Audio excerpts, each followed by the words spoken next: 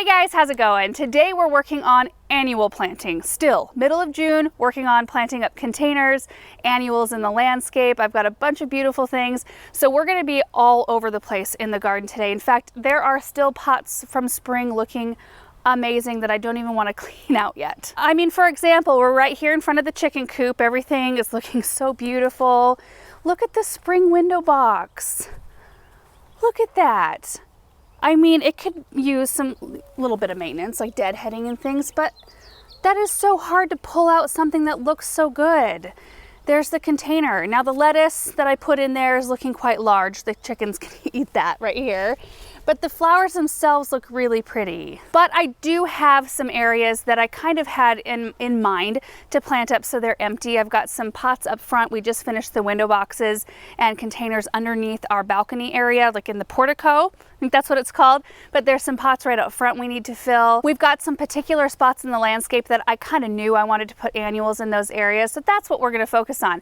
All of our extracurricular planting projects are done. So, you know, the local community college is done. And I usually order, well, I ordered heavier this year than I did last year because last year I ran short in several of the areas. So I think I knee-jerked and ordered a little bit too many. So a lot of what I'm going to be using today is leftovers from that project. In fact, a lot of our containers, I use leftovers from projects, unless it's something bigger. Like when we have the 10, it's 10 pots now, but originally I had the 14 pots along our east fence line. If we want those to match, then we do try to order things in the right quantity so that I can get the right amount in those pots. But everything else, like the pairs of pots or single pots here and there, those are just leftover plants from other projects. So we did the local community college, Children's Relief Nursery pots, the pots down at our church, and then a bunch of our plants went down to the county fairgrounds.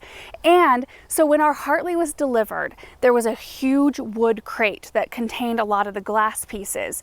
And when they had all of that done, of course, this wood crate, we didn't have any real use for it. Now I'm kind of thinking maybe I should have kept that and made that into a strawberry planter, but it's in a better spot, I think now. It's down at the fairgrounds. Bethany and Paul, who work here for us, they took it down there, painted it black, lined it with burlap, and it's a massive raised bed planter down there, which I think is so awesome. So several of our plants went down to fill that as well.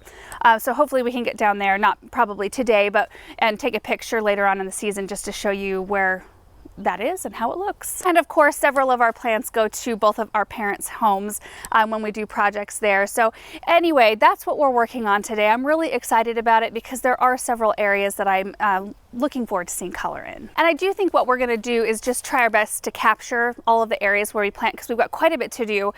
So we'll do all of it and then give you a walkthrough tour of all the areas. But I do want to show you the augers that I've been using more lately because the size of them has been a game changer. Well, augers in general are a game changer for me. I know if you've got really rocky soil, it can be really difficult. In fact, my parents' soil has a lot of rocks in it. It's so much harder to use an auger out there. So I do understand that depending on what type of soil, it could either make it easier or maybe a little bit harder. I'm not sure. But here, the augers are awesome because we don't deal with a ton of rocks. And you can see that we have experimented with all kinds of different sizes of auger right here. But this one right here is my favorite for annuals, for like a 4-inch size annual. This one stands, well, let's get a tape measure. I can't remember how tall this one is. Units of measure.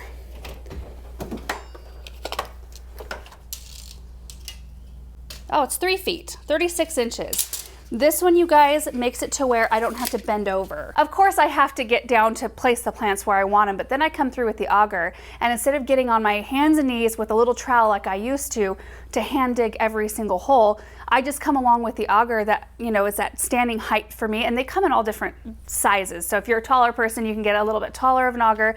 In fact, we have one. Yeah, look at this. Holy moly, that's tall. I think this one might be a 4-foot one, which honestly was even a little bit too tall for Aaron. But all that said, there's just a whole bunch of different sizes. Like these shorter ones, I've stopped using these as much because I still have to get down on my hands and knees to use them. And I was trying to make the job easier and eliminate one step of getting down, and this really helps with that. So I just tap the plant over, dig the hole for everything, and then I come through and plant everything. So yeah, instead of having to get down 3 times, one to place the plant, one to dig the hole, and then one to plant it, I only have to get down twice. It makes a big difference, honestly. And I like this one too. just because it makes it lighter weight. I don't even know if this size or this type is available anymore that only has the auger part down here. I think maybe just that one is. Don't quote me on that, but you can see that this one is actually the one attached to the drill. It just makes it so light to not have so much of the auger, and I don't need the hole to be any deeper than this right here. There's also like 24-inch sizes. We've got a few examples right there, but even with those, I'm having to like hunker over and it's really uncomfortable. So the 36-inch for me, which I'm 5'4", is perfect. So we'll go through, place the plants, aug the holes. I use Biotone starter fertilizer typically, and then we'll get them planted, and then we'll show you everything that we got done today.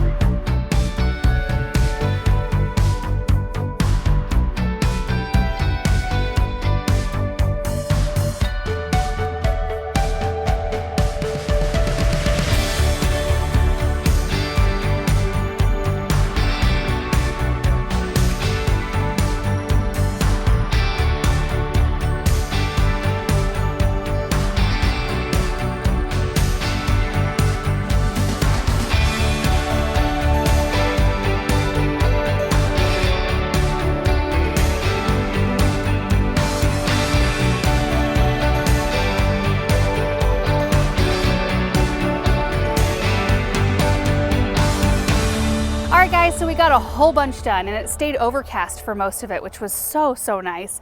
So there's 1, 2, 3, 4, 5 different areas I want to show you. And I wanted to start right here just for point of reference. Here's the west side, and this is the first flower bed that we planted. And you will notice, like I said, we use a lot of leftover plants, but you'll notice a lot of things that we use down at the college, like the cannas, the toucan corals. So I had enough left over to do 3 groupings of those. And then there's some vertigo pennisetums. There's 3 of them back in here, and I used those in this space because this doesn't have as much like big stuff, but this area does have big stuff.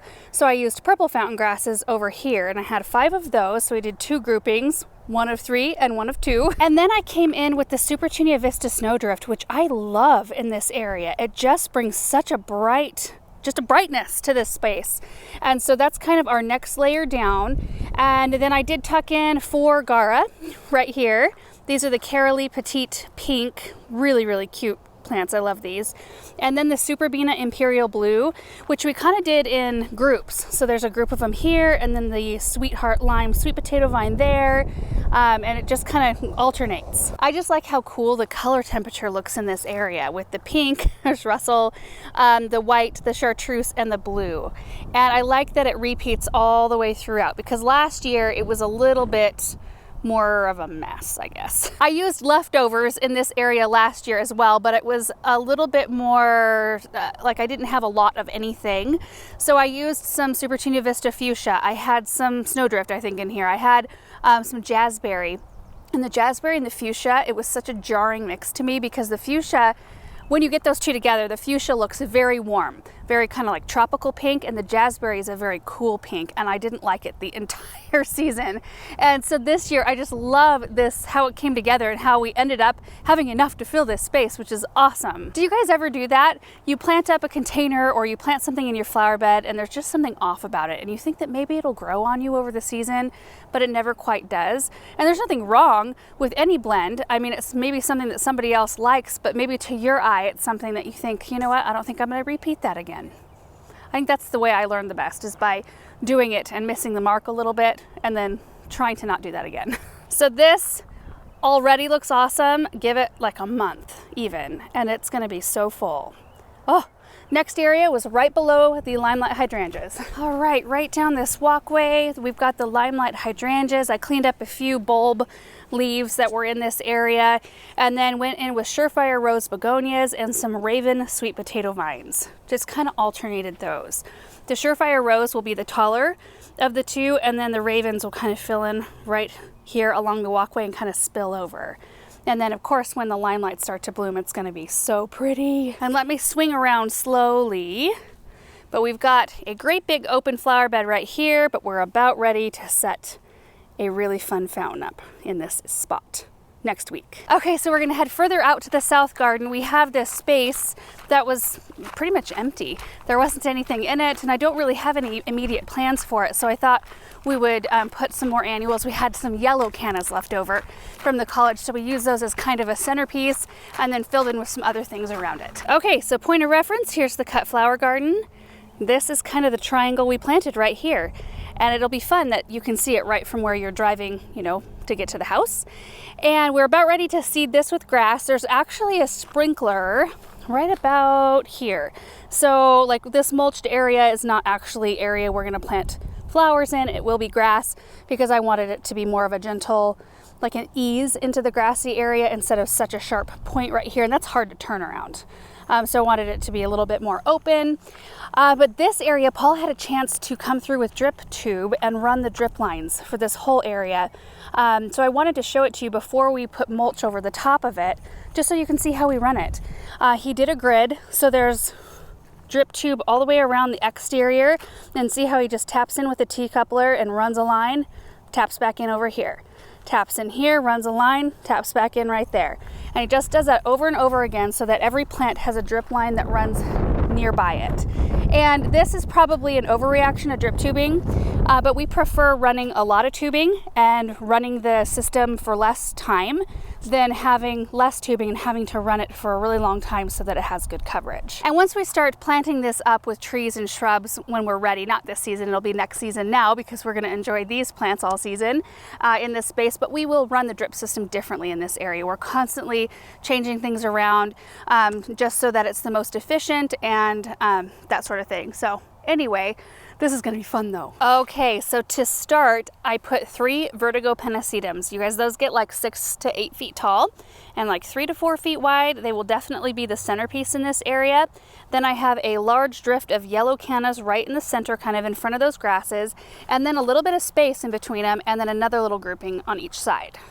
Nothing is incredibly even in this space. I just kind of tried to get it somewhat even. In between the 2 groupings of cannas, there's some plain the blue salvia on both sides. And then right in front of the cannas, there's the unplugged pink salvia. And then around the exterior, there's the Super Tunia Vista Snowdrift and the Sweetheart Lime sweet potato vines. And then you'll notice, especially along the backside, let me come this way. Because, you know, we see this area from all sides. I popped some Truffle of Pink Gomphrena in this space. So there's like a grouping of 3 here, grouping of 3 there. Along this side, let's pop over here.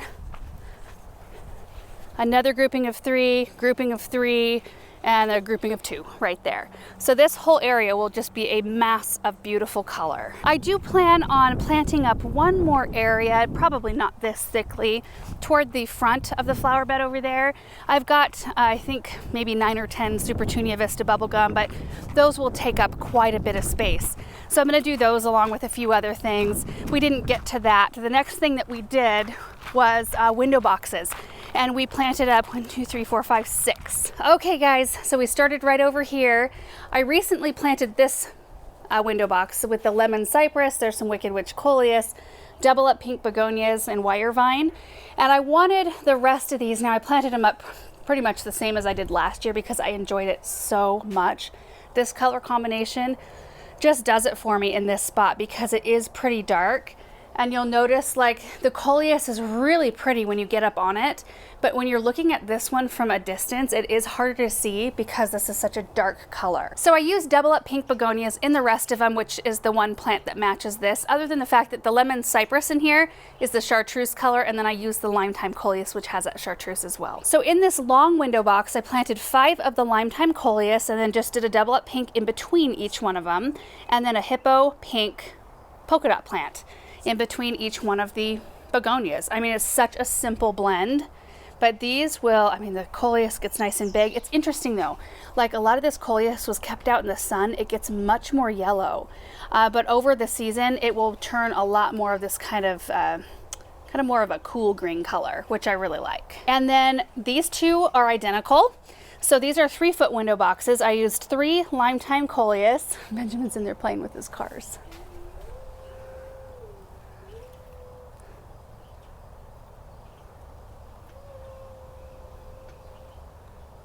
So cute. Anyway, so 3 lime thyme coleus and then 4 of the double up pink begonias and 5 tradescantia. Aren't those pretty? So a house plant, they can handle the shady spot. They'll do really well, and they're kind of my trailing elements. So those will kind of hang over the edge eventually. So moving this way, same exact thing. And then we did recently plant all of these up. The only thing that's similar, these are different because they're on a different side of the house, but I did use that kind of coral pink. And it's pretty close. This one's a little bit more of a warm pink than the double up pink begonia, but it's, yeah, it's pink. I love that most of the window boxes match this year. Every single year, I kind of don't plan properly, and I end up having to do kind of a mishmash of things, which is okay. That's kind of fun too, but it's unifying and peaceful to have them look the same. So on this side, I just mirrored what I did on the other side. Doesn't that look just clean and pretty and bright? I love it. I've had these double up pink begonias in the greenhouse since April. I've been like screaming to get out here. And then I did go ahead and cleaned out the window box here. This is a 2, I think, is that a 2? No, these aren't 3 feet. These are 4-foot window boxes. What am I thinking? This is a 3-foot window box. I used 1 lime thyme, 2 double up pink begonias, 3 of the polka dot plants, and then 2 creeping jennies. And Aaron helped me move this Japanese maple out here, which is really quite perfect. I've got some planters I'm going to put in here. We had this has got bird seed in it for our bird feeder, so I'm going to tuck that way back in there, but I'll have some stepping stones to it. We had a euonymus in here, and it was crawling underneath our siding and coming out the frame of the window, which is not good. So Paul actually took that all out for me. So we're kind of cleaning this area up. This Japanese maple was the one I dug out from right to the side of the pond, the pondless waterfall that we had by the Hartley.